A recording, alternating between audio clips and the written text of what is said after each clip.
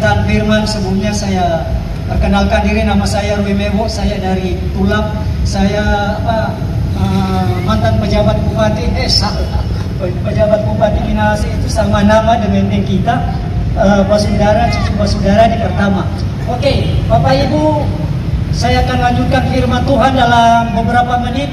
Saya tidak tahu hari ini kenapa bisa connect dengan Bapak yang baru sampaikan kebenaran firman. Berbicara tentang penghujung zaman. Artinya Tuhan Yesus satu waktu pasti datang. Alkitab berkata di dalam firman Tuhan, bicara di dalam 1 Tesalonika pasal 4 ayatnya yang ke-16 dan 17 berkata, sebab pada waktu tanda diberi, yaitu pada waktu penghulu malaikat berseru dan sangkakala Allah berbunyi, maka Tuhan sendiri akan turun dari surga, dan mereka yang mati dalam Kristus akan lebih dahulu bangkit. Ayat 17, sesudah itu kita yang hidup yang masih tinggal akan diangkat bersama-sama dengan mereka dalam awan menyongsong Tuhan di angkasa. Demikianlah kita akan selama-lamanya bersama-sama dengan Tuhan. Saya ingin bacakan lagi satu ayat di Yohanes pasal 14 ayatnya yang kedua dan ayat yang ketiga, yang berkata, di rumah Bapakku banyak tempat tinggal. Jika tidak demikian, tentu aku mengatakannya padamu, sebab aku pergi ke situ untuk menyediakan tempat bagimu. Dan apabila aku telah pergi ke situ dan telah menyediakan tempat bagimu, aku akan datang kembali dan membawa kamu ke tempatku, supaya di tempat di mana aku berada, kamu pun berada. Bapak Ibu, demikian pembacaan firman Tuhan. Kita sedang menunggu peristiwa yang sedang ditunggu-tunggu. Kita sedang menunggu apa namanya tentang rapture atau pengangkatan. Alkitab berkata bahwa satu waktu, satu saat, sangkakala Allah pasti berbunyi. Kalau sangkakala Allah berbunyi, akan terjadi kehilangan besar-besaran di seluruh dunia. Bukan hanya di Manado, Sulawesi Utara, bukan hanya di Indonesia, tapi seluruh dunia akan terjadi kehilangan besar-besaran. Kenapa? Karena anak-anak Tuhan yang takut akan Tuhan, hidup di dalam kekudusannya Tuhan, akan dijemput oleh Yesus, di mana Yesus sendiri turun dari surga menjemput anak-anaknya di udara. Ada pujian yang berkata, ada pertemuan di udara, pertemuan yang manis. Ada pertemuan di udara. Bapak Ibu, saya kasih tema rumah Bapak. Nah, di Yohanes tadi pasal yang ke-14, di rumah Bapakku banyak tempat tinggal. Setiap kita menginginkan supaya satu waktu apabila kita tinggalkan dunia ini, atau alias kita mati, tubuh kita masuk ke dalam tanah, tapi roh kita kembali kepada yang mengaruniakannya. Semua manusia akan menghadapi apa yang namanya mati, kecuali kalau Yesus datang. Kita tidak tahu kapan Yesus akan datang, tetapi firman Allah beritahu di dalam Matius pasal yang ke-24 ayatnya yang ke-14. Matius 24 ayat yang ke-14 berkata, Injil ini atau nama Yesus akan diberitakan di seluruh dunia, menjadi kesaksian bagi semua bangsa. Barulah tiba kesudahannya. Injil ini harus diberitakan di seluruh dunia, dan saat Injil diberitakan, saat nama Yesus diberitakan di seluruh dunia, maka Tuhan sendiri, Yesus sendiri akan turun dari surga menjemput anak-anaknya, menjemput orang semua. Bapak Ibu Saudara, waktu Yesus datang, waktu Yesus turun dari surga, waktu Yesus turun dari surga menjemput umatnya, barangkali Bapak Ibu yang sedang dengar suara ini, Bapak Ibu yang sedang dengar pengeras suara ini, kalau engkau belum di dalam Yesus hari ini, detik, menit, jam, hari ini, saat ini, Yesus berkata, firman Tuhan berkata, Yohanes 1 ayat 12, setiap orang yang menerima Yesus akan diberi kuasa menjadi anak-anak Allah, yaitu mereka yang percaya akan namanya. Kalau Bapak Ibu mungkin sudah belasan tahun, mungkin sudah puluhan tahun, mungkin umurmu 70-an, 80-an, hampir 100. Dengar, semua kita, semua manusia membutuhkan Yesus. Kenapa? Yesus berkata, aku jalan kebenaran dan hidup, tak seorang pun sampai kepada Bapa kecuali hanya melalui Yesus. Keselamatan hanya di dalam Yesus. Keselamatan hanya di dalam Yesus.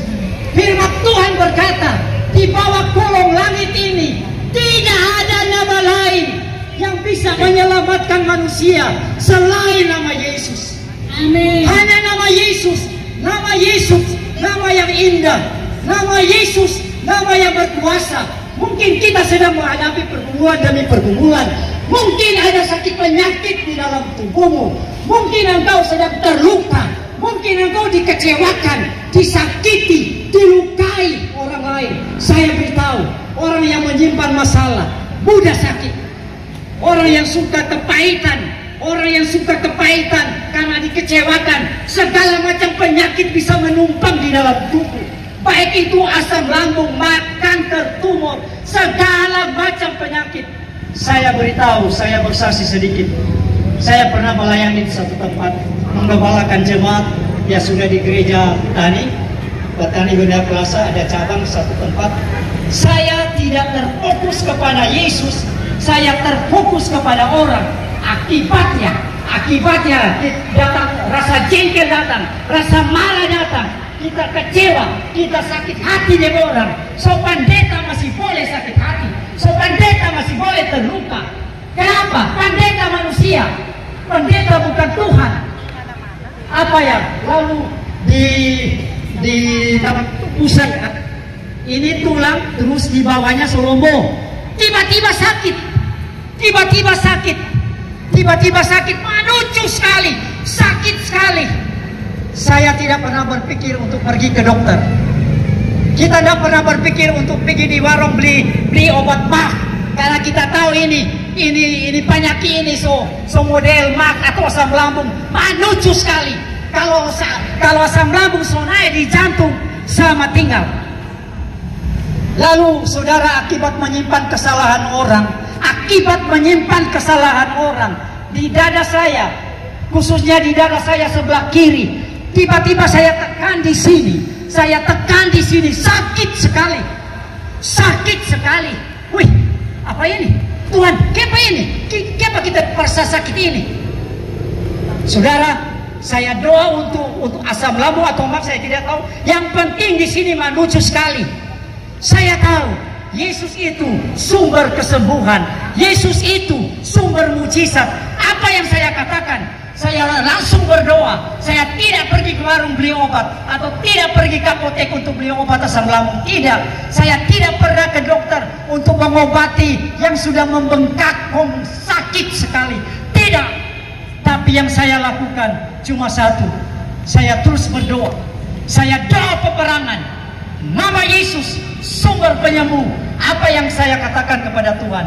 Lebih dulu kita bilang kepada Tuhan, Tuhan ampuni kita pendosa, Tuhan ampuni kita pesalah. Kita menyimpan kesalahan orang lain, kita membenci orang lain. Sedangkan Alkitab bicara, firman Tuhan bicara, membenci sama dengan pembunuh. Tidak ada pembunuh yang mendapatkan bagian hidup yang kekal. Kalau kita hidup di dalam kepahitan, kalau kita hidup di dalam kebencian, kita terus sakit hati. Dengar baik, segala macam penyakit akan tumbuh di dalam tubuh kita. Itulah sebabnya yang pertama yang saya lakukan, saya minta ampun kepada Tuhan. Saya bilang, Tuhan ampuni kita. Kita salah, kita menyimpan kesalahan orang lain, terus marah. Akibatnya hati ini tidak ada damai sejahtera. Orang kalau marah-marah, orang kalau hidup di dalam sakit hati, orang kalau hidup di dalam kepahitan, kalau hidup di dalam kebencian, tidak akan pernah datang apa yang namanya damai sejahtera. Pasti kehilangan sukacita. Kalau orang kehilangan sukacita, satu waktu juga pasti tinggalkan dunia ini. Saat tinggalkan dunia ini, tubuh masuk ke dalam tanah. Roh mau kemana? Roh mau pergi di mana? Orang yang mati, kalau mati di luar Kristus, kalau mati karena sakit hati, kalau mati karena kecewa, kalau mati karena kepahitan, kalau mati karena hidup dalam kebencian, tidak ada tempat di surga. Seandainya saya mati beberapa tahun yang lalu, pas saya ada di medan pelayanan, kita tunggu masuk dalam tanah, kita roh mau di mana? Orang yang mati sekarang, yang mati di dalam Kristus, Alkitab berkata, dia ada di pangkuan Abraham waktu Lazarus meninggal dunia. Lalu yang mati di sebelah Yesus, dia berkata, Tuhan ingatlah akan aku apabila engkau datang sebagai Raja. Lalu Yesus berkata, hari ini juga engkau bersama-sama dengan aku di Firdaus. Orang yang mati di dalam Tuhan saat ini, sampai Tuhan belum datang, mereka ada di Firdaus, mereka ada di pangkuan Abraham, atau ada di Hades yang baik, tempat transit anak-anak Tuhan yang mati saat ini. Tapi orang yang mati di luar Kristus, tubuhnya masuk ke dalam tanah, tetapi rohnya ada di tempat yang menakutkan, ada di tempat yang mengerikan, yaitu tempat penyimpanan sementara orang-orang yang mati di luar Kristus. Bapak Ibu, Tuhan Yesus itu satu-satunya juru selamat. Tuhan Yesus itu mengajarkan tentang cinta. Tuhan Yesus itu mengajarkan tentang kasih. Kalau mungkin ada di antara Bapak Ibu yang pernah terluka, bagaimana engkau bisa pergi ke rumah Bapa, di mana Tuhan berkata, apabila aku telah pergi ke situ dan telah menyediakan tempat bagimu, aku akan datang kembali. Bagaimana caranya kita bisa berada? Bagaimana kita bisa masuk ke rumah Bapa? Dengan cara Yohanes 1 ayat 12, buka hatimu, bertobatlah, terimalah Yesus sebagai juru selamatmu. Saat engkau buka hati, saat engkau terima Yesus, maka engkau menjadi milik Yesus. Sebab Bapak Ibu, firman Tuhan menjelaskan buat kita di Matius pasal 24 dan 25, akan ada penghakiman terakhir. Matius pasal 25, akan ada penghakiman terakhir. Ada yang berdiri di sebelah Tuhan Yesus, ada yang berdiri di sebelah kiri Tuhan Yesus. Orang yang ada di sebelah kanan Tuhan Yesus adalah orang yang dibenarkan, yang mengerjakan takut akan Tuhan, mengerjakan keselamatan, hidup dalam kekudusan. Tapi orang yang ada di sebelah kiri Tuhan Yesus adalah orang-orang yang tidak pernah buka hati.